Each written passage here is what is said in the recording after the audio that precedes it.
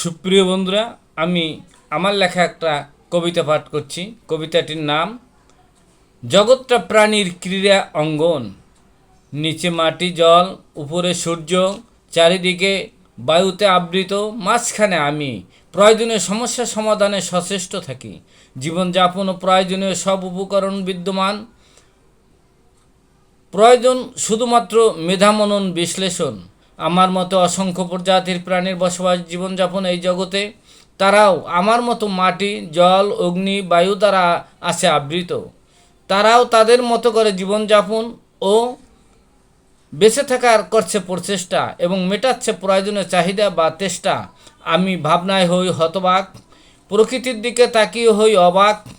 কেন প্রাণীর এই কোনো প্রাণীর নেই অনাদিকাল পর্যন্ত বেঁচে থাকার অধিকার?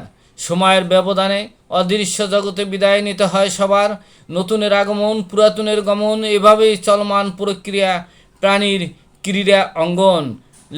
লেখক চা বিক্রেতা গোলাম মাওলা শিকদার।